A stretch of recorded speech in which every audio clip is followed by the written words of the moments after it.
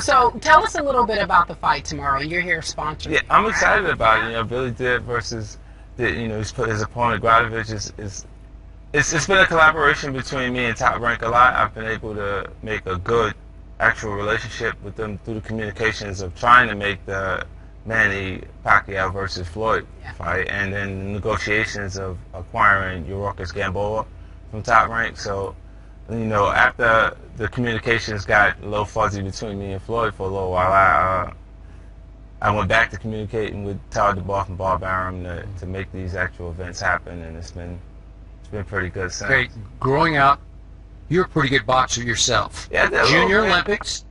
All right, y'all just heard that. 50 Cent basically admits that he's worked and now has a working relationship with Top Rank and Bob Arum.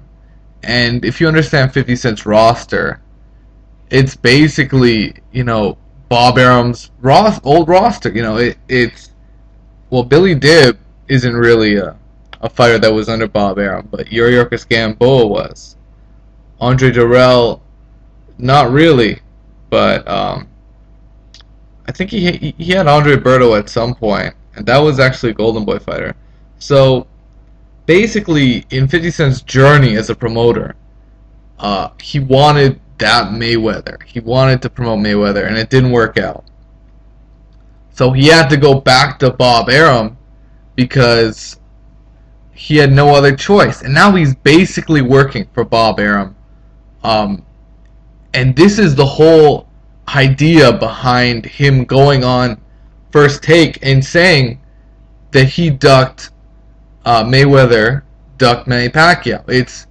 It's to sort of, show his alliance, show his allegiance, and show that, try and get Pacquiao some positive PR. He hasn't gotten it in a while, and this is sort of 50 Cent's offering to Bob Arum.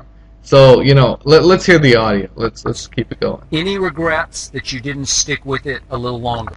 How would you characterize your relationship with Floyd? You guys have seemingly had some issues. It's who Floyd is.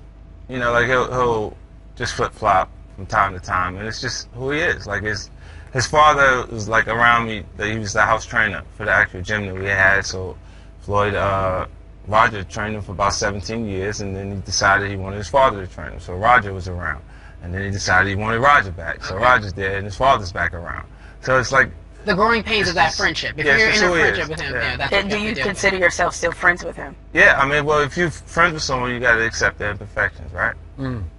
And Floyd is just one of those people who's going to flip-flop, and he got a lot going on emotionally, coming from being incarcerated for him. 60 days wouldn't be a lot to someone who's been in an environment that experienced those type of things before, but for him, it was a traumatic experience, and I can't wait to see how he performs following that. Okay, now that you have some distance from Floyd, a little more objectivity, did Floyd duck Manny Pacquiao? Yes. That was like a 3-second pause.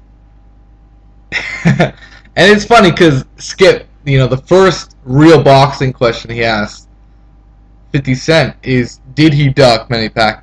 Like, it's like this had to be pre-rehearsed. They had to talk about it. Okay, what do we talk about here? We don't really want to talk about Billy Dib.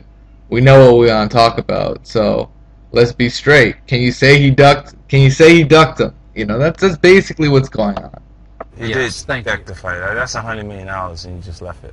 Why? Bullshit. He didn't want to take a drug test. Like, he knows this. Concentrates on how much someone else 5 years ago, he would say the opposite. Opposed to how much he's actually getting paid, and he can kind of see himself in a space that no one else sees him in.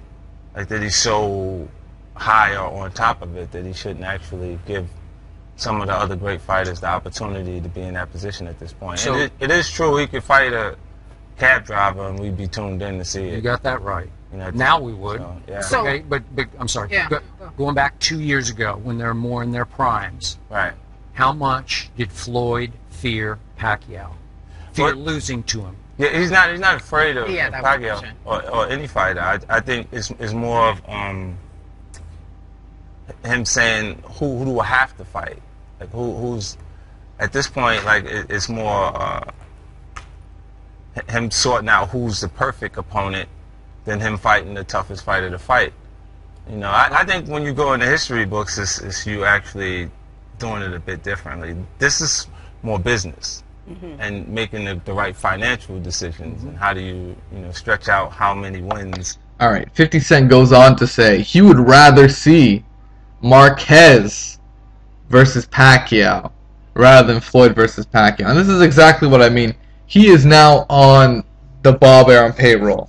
And when you're on the Bob Arum payroll, you do not fucking talk bad about his fighters. You don't say, oh, I think Manny Pacquiao should be. You would never say that. Bernard Hopkins can go in there and say, yeah, Pacquiao should retire. 50 Cent's compromised right now. That's evident.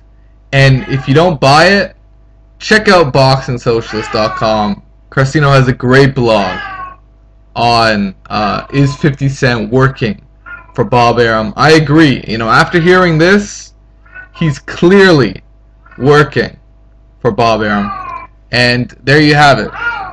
It is what it is, guys. Peace out. Take care.